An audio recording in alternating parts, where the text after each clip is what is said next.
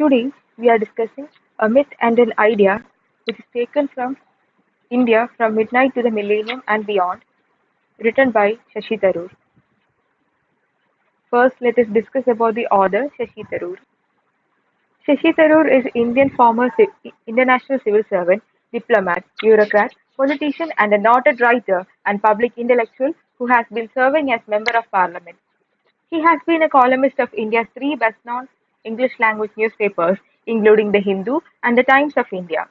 His famous work includes The Great Indian Novel, 1989, The $5 Smile and Other Stories, 1990, Show Business, 1992, Reasons of State, 1985, India from Midnight to the Millennium, 1997, Why I Am a Hindu, 2018, The Paradoxical Prime Minister, 2018, Ambedkar Alive, 2022. He won Sahitya Academy Award for his book An Era of Darkness, The British Empire in India in 2022. Next, let us discuss about the summary of the essay. The essay starts with the quote of Winston Churchill: India is merely a geographical expression. It is no more a single country than equator. India is a land of diversity. India embraces the extraordinary mixture of ethnic groups, mixing of incomprehensible languages, the variety of topography and climate, the diversity of religious and cultural practices. In the words of Jawaharlal Nehru, India is a country held together by strong but invisible threads. He also says that India is a myth and an idea, a dream and a vision, and yet very real and present and pervasive.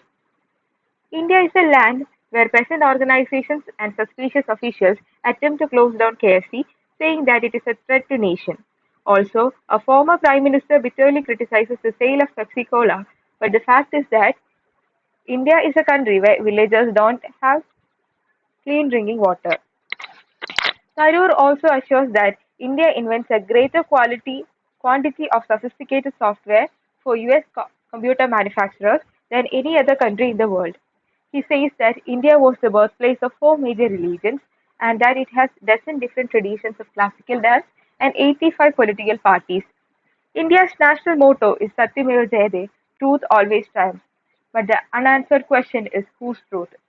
Then Tharoor mentions about the pluralistic nature of India. Everything exists in countless variants and there is no single standard, no fixed stereotype and no one way. India chose to be a multi-party democracy and it has remained even in the state of emergency during the time of Indira Gandhi. India is not just a country but an adventure in which all avenues are open and everything is possible. E.P. Thompson wrote, all the convergent influence of the world run through the society. Hindu, Muslim, Christian, secular, Stalinist, liberal, Maoist, democratic socialist, Gandhian. The Indian mind has been shaped by remarkably diverse forces, including ancient Hindu tradition, myth and scripture, the impact of Islam and Christianity, and 2 centuries of British colonial rule. This resulted in the diversity of India. The word India comes from the river Indus, which flows in Pakistan. India is world's seventh largest country and second most populous nation on earth. Tharoor describes the geographical features of India. The length of India's coastline is 3,533 miles, and its land frontiers with its neighbors is 9,425 miles. The country's four extremes represent four different types of ecological systems. India has the largest area in the world covered by snow and ice outside the polar regions. Ethnic melting pot is a metaphor for a society where many different types of people blend together as one. If the above phrase had been coined 2000 years ago, India would have had a fair claim to the title. Indigenous people were dark-skinned Dravidians. Then came Aryans, who migrated from Central Asia, who were pale-skinned and light-eyed nomads. They came in search of a new homeland and branched into three ways: one in Persia, one in Europe and Germany, and other descending to India. This is the reason why Nazis in Germany used a variation of swastika. Over the centuries, India witnessed the mingling of Greeks, Parthians, Mongols, Huns, and Chinese, and an assortment of warriors from Central Asia, Iran, Turkey, and even Ethiopia. They intermarried with local population, and the Indian melting pot produced people with a variety of skin colors. In the next paragraph, diversity is explored, describes about Indo-Aryan civilization, the people of Aryavrata, Seven Sisters, and the tribal traditions of the Nagas and the Misos to the mainstream Hinduism of Manipur. Tourist brochures usually call the Northeast picturesque, the kind of euphemism that accurately suggests both charm and underdevelopment. In Deccan Peninsula, we could find people with darker shades, hotter food, more rapid and rounded scripts. India has also trade and cultural contact with other lands. West, contact across the Arabian Sea with Iraq, Yemen, and East Africa. Jews persecuted Jews persecuted in the Babylonian conquest of Judea in the 6th century BC, and Zoroastrians fleeing Islamic rule in Persia in the 8th century AD found refuge and established communities. Saint Thomas the Apostle in the 1st century brought Christianity to Kerala, and the Portuguese sailor Vasco da Gama in 1492 took away calico and spices. Goa was ruled by Portugal till 1961 and Pondicherry by France. Kerala hosts the Jewish community in the world outside of the Middle East. Why make so many people as one people? So there are two reasons. First reason is that physical realities around the subcontinent. Mountains to the north and northwest and water surrounding the rest. Second one is that foreigners from Alexander the Great to Babur, Mughal emperor, consistently saw the people of the land beyond the Indus as a Hindustan and as one. The history of many people of India overlaps with each of the others. Their painful efforts and triumphs, their battles and their blessings, their dreams and defeats have been shared with other Indians. India was made for pluralism, and the political life of modern India has been like traditional Indian music. Broad, basic rules are firmly set, but within them, one is free to improvise, unshackled by a written score.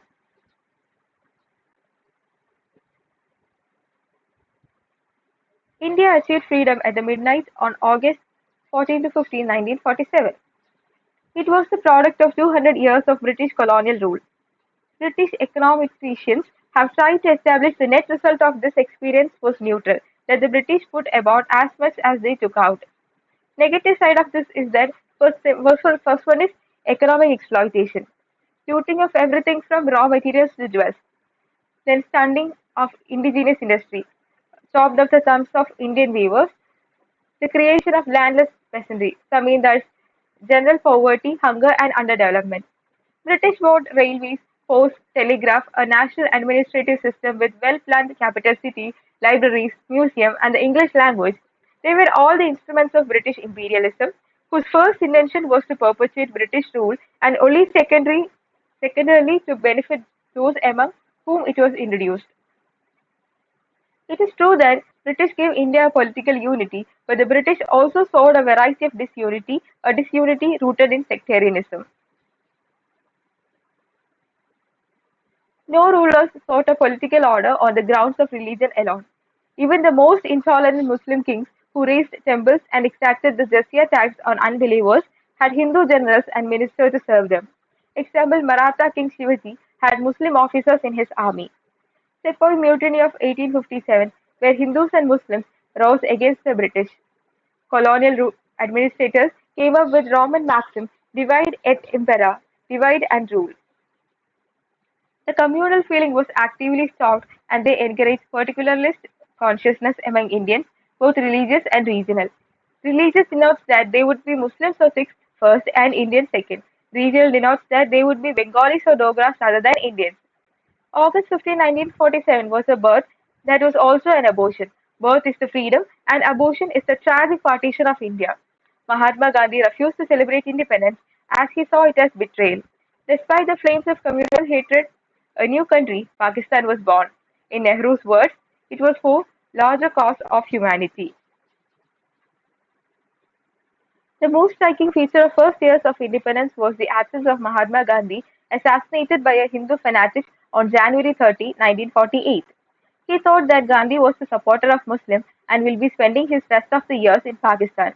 Tharoor mentions Gandhiji as idealistic, quirky, quixotic, and determined, a man who answered to the beats of no other drummer but got everyone else to march to his tune. Someone called him a cross between a saint and a Tammany politician who had the qualities of both. In 1983, the US Academy of Motion Pictures Arts and Science awarded 8 Oscars to Sir Richard Attenborough's film Gandhi. Steven Spielberg solely remarked that the Academy must reward for cinematic excellence, not handing out Nobel Peace Prize. Gandhi never won Nobel Peace Prize, whereas the self-proclaimed Gandhians, including Martin Luther King Jr., won Nobel. Publicity posters proclaimed that Gandhi's triumph changed the world forever, but Tharoor was unsure whether Gandhi triumphed at all. There was a focus on the man rather than his message.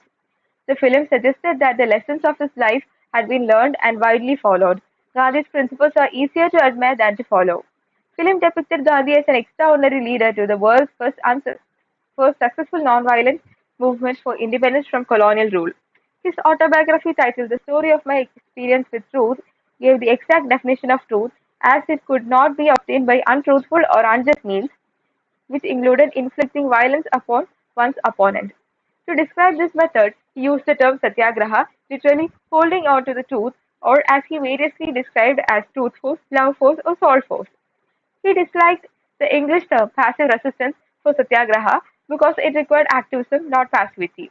If one believes in truth, must be ready to suffer for truth. Nonviolence was a way to vindicate the truth by the infliction of suffering, not on the opponent, but on oneself. It was essential to accept punishment in order to demonstrate the strength of one's convictions. This was the approach Gandhi brought for independence movement, and it worked. Sporadic terrorism and moderate constitutionalism proved ineffective. By breaking the law using nonviolence, he showed the injustice of law. By accepting punishments imposed on him, he confronted his captors with their own brutalization. His hunger strikes demonstrated the length to which he was prepared to go in defense of what is considered right. His other qualities include physical self-denial and discipline, spiritual faith, a belief in humanity and in human capacity for selfless love, self-reliance, religious ecumenism, a passionate commitment to human equality and social justice. The improvement of fellow human beings was his most important goal. Coretta Scott King, widow of Martin Luther King, said that the film will rekindle worldwide interest in nonviolence. Gandhi's challenge to the world is once again before the public forum, and it is up to all of us to translate it into action. Her comment was interesting as her husband used nonviolence most effectively outside India in breaking down segregation in the southern United States. King himself had declared that the Gandhian method of nonviolent resistance became the guiding light of our movement. Christ furnished the spirit and motivation, and Gandhi furnished the method. India's independence marked by era of decolonization, but many nations still came to freedom after bloody and violent struggles.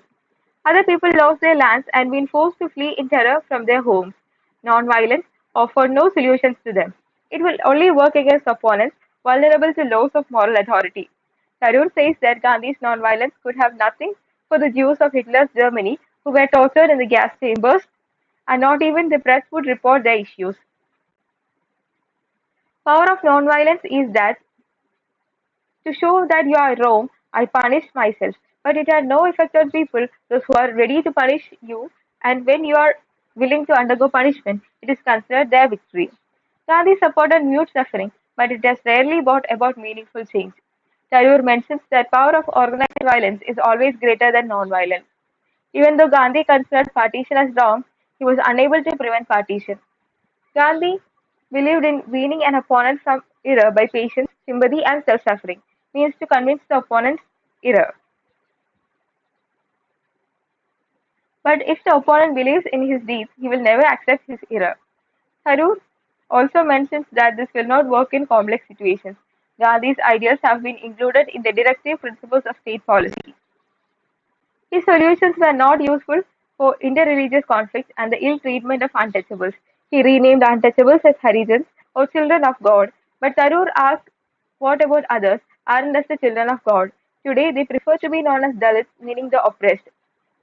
Today, Gandhian methods of hartal and hunger strikes are misused by people such as terrorists and bomb throwers, declaring hunger strikes when punished for their crimes. Tharoor says that Gandhism without moral authority is like Marxism without a proletariat. Universal peace, which Gandhi considered so central to truth, seems illusionary. It is said that 20 million people lost their lives in war, and in many countries, governments spend more money on military purpose than education and healthcare combined. He also says that the current stockpile of nuclear weapons are a million times explosive than atom bomb. Gandhi declared, I am a Hindu a Muslim, a Christian, a Zoroastrian, a Jew. A Muslim critic said, only a Hindu could say that. The spinning wheel represented self-reliance, but his self-reliance actually acts as a cover and shows inefficiency of the third world. He also says that successful and prosperous countries give their people the benefit of technological advancement that makes their life easy.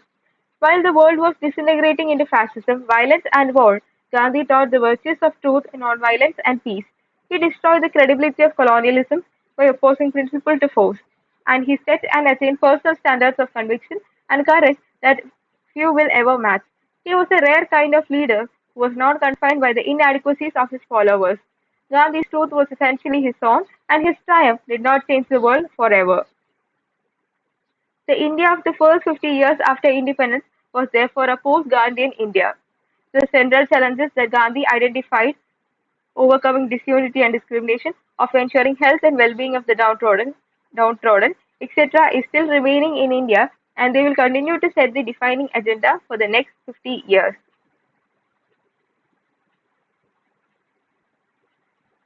So these are the major points in the essay, and thank you.